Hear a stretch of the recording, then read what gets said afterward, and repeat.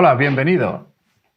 Quería, antes que nada, resolver una pregunta que después de muchísimos años trabajando en remoto no paran de repetirme. Una pregunta muy sencilla que con este esquema que deberíamos poder responder Dani y yo, los miembros de Equipo Sin Oficina. La pregunta es, ¿qué herramienta me recomiendas para trabajar en remoto? Pues la verdad, Dani, estamos de acuerdo en que no hay solo una herramienta. ¿Es así? No, hola, buenas. No, yo creo que no hay solo una herramienta porque tenemos pues muchas situaciones, ¿no?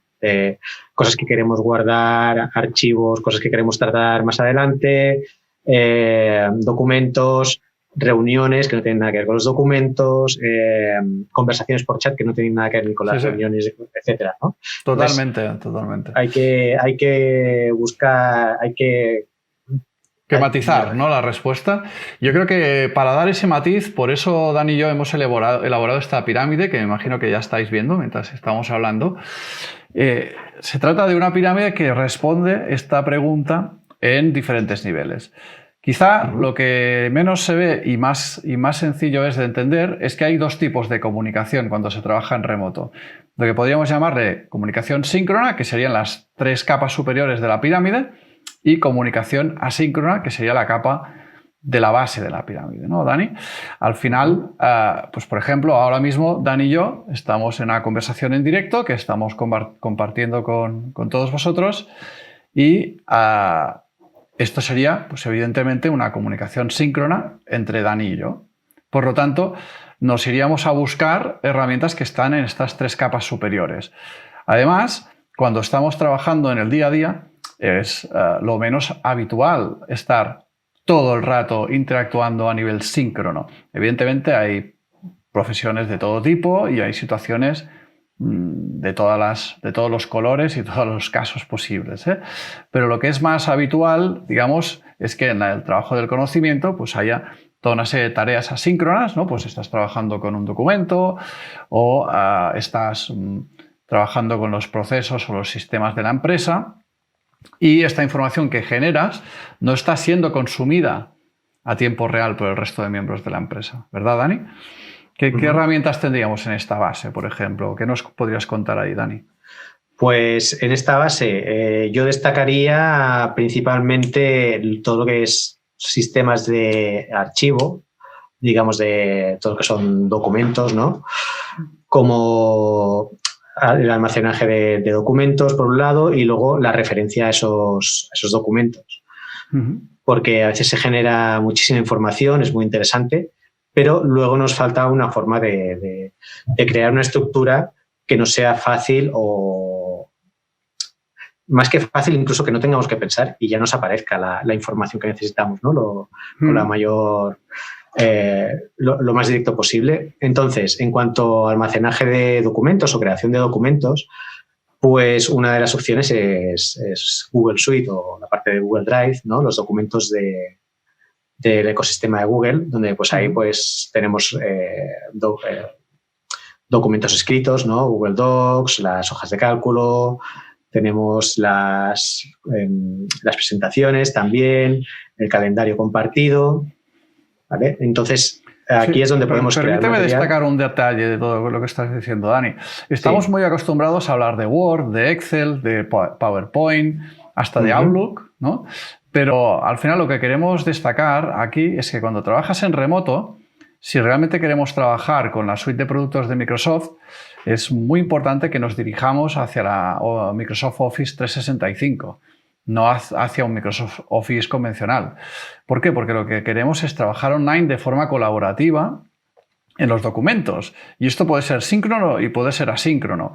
Pero al final, digamos, una suite ofimática que en el 90 y largos por ciento de los casos funciona para la mayoría de equipos puede ser Google Suite, que es muchísimo más económica que la suite de Microsoft y que cumple con las expectativas más que suficientes de lo que nos hace falta en el día a día, ¿no?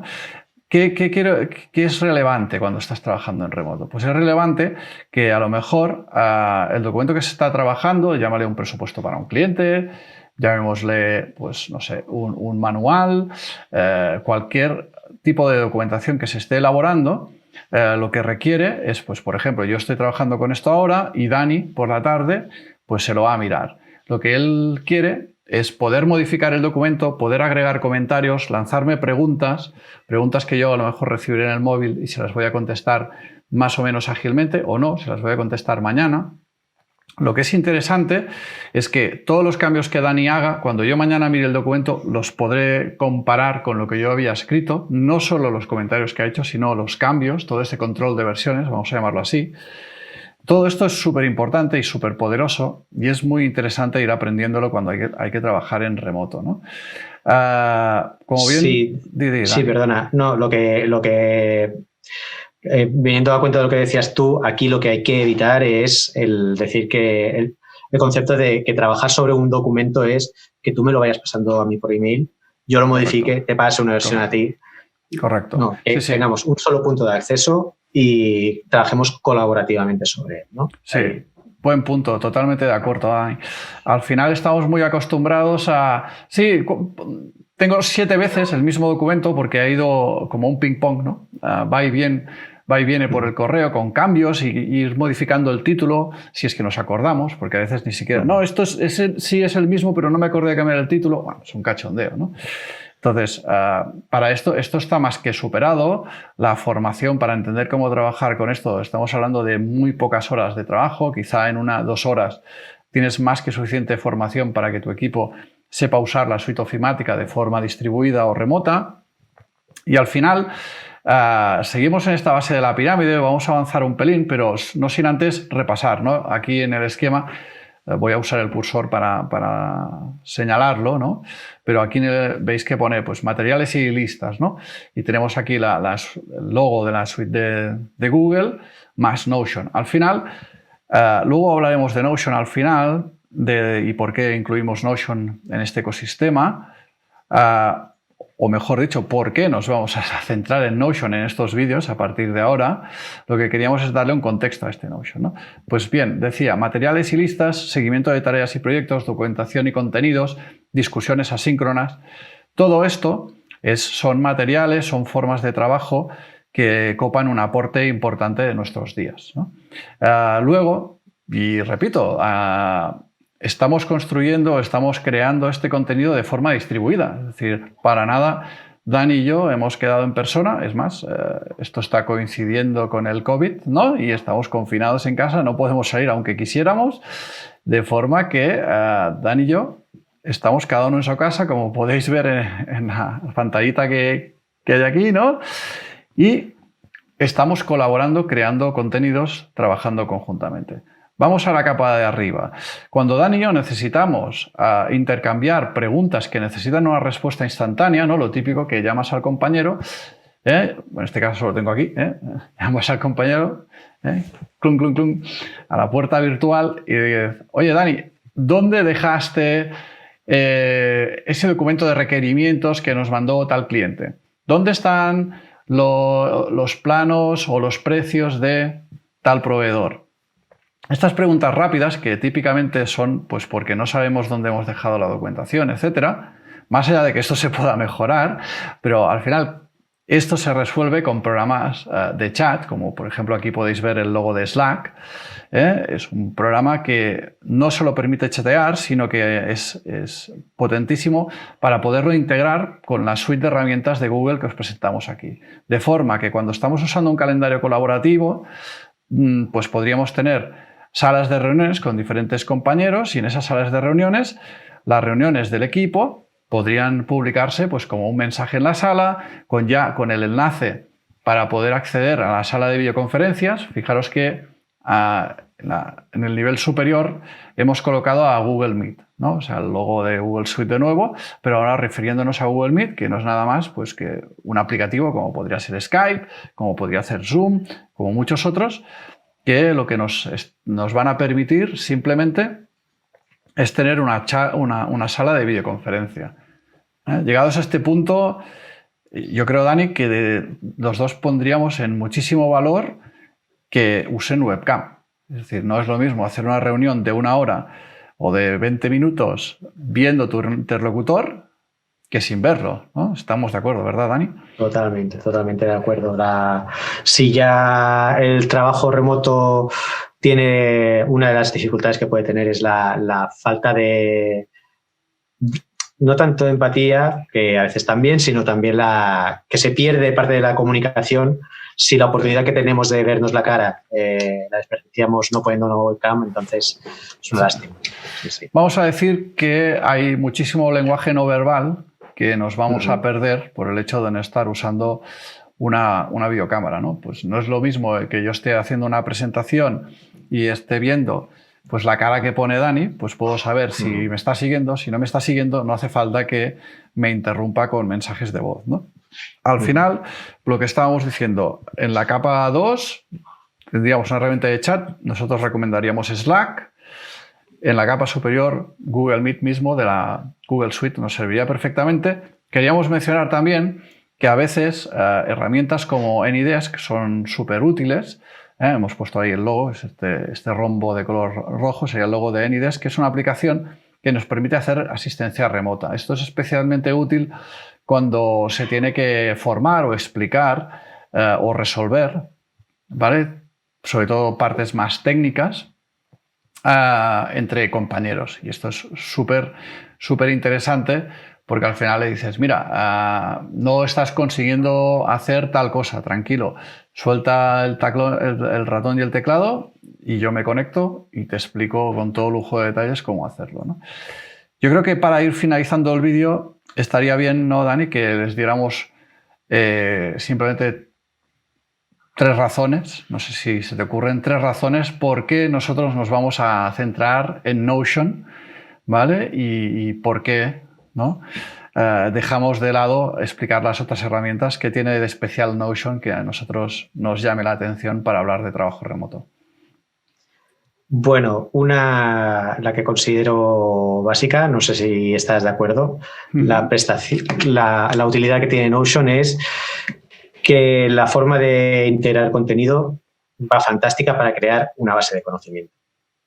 Totalmente. Sí. Es decir, no es suficiente con tener documentos. Bueno, sí, con que alguien haya hecho un listado de clientes, cualquier cosa, ¿no? Unos informes, etcétera, en nuestro Google Docs, por ejemplo.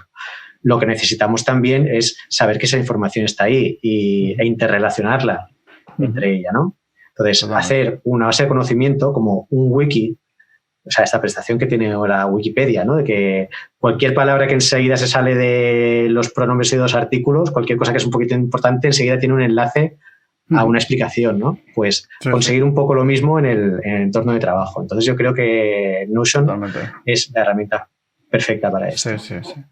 Esta knowledge base de la que hablabas tú, ¿no? Es una centralización del conocimiento de la empresa en un punto y a partir de ahí pues ya vas conectando con las otras partes. Pues si esos son documentos en el Drive o si son, pues ya sean PDFs o Docs o lo que sea, en el Drive, pues es maravilloso y además pues pueden estar pues páginas web, todo esto lo podemos aglutinar en un único punto y al final nos vamos a dar cuenta que tener un punto central, yo creo que sería como una intranet con la flexibilidad que necesita realmente la empresa, ¿no? No digamos, con esa rigidez que están construidas muchas intranets. Venga, Dani, danos un par más, venga, que te he puesto ahí en un compromiso, pero sé que me las vas a sacar. Hemos hablado de la Knowledge Base. ¿Para qué más crees que Notion es potente para nuestra...? A ver, una cosa que me gusta mucho de Notion, por ejemplo, es un poco lo que decías ahora, ¿no? De la intranet, que la estructura no es rígida. ¿Y eso qué quiere decir? Que nos permite hacer una serie de documentos y de plantillas, etcétera, adaptadas a lo que estemos usando nosotros en nuestro equipo. Si nuestro equipo necesita un registro de un proyecto con muchos apartados, muchas opciones y mucho detalle, pues podemos hacer esta estructura para que siempre sepamos lo que tenemos que rellenar. Si no nos queremos complicar tanto, también podemos trabajar sin complicarnos tanto.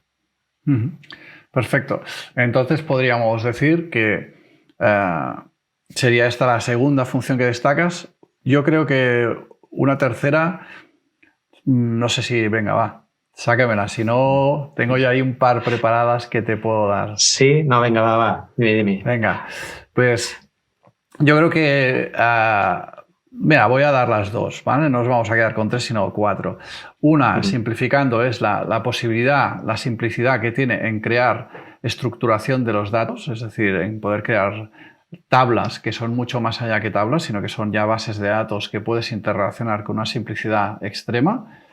Y la cuarta, eso lo iremos viendo a base que vayamos publicando vídeos, y la cuarta sería la simplicidad de uso, vamos a decir la buena experiencia de usuario.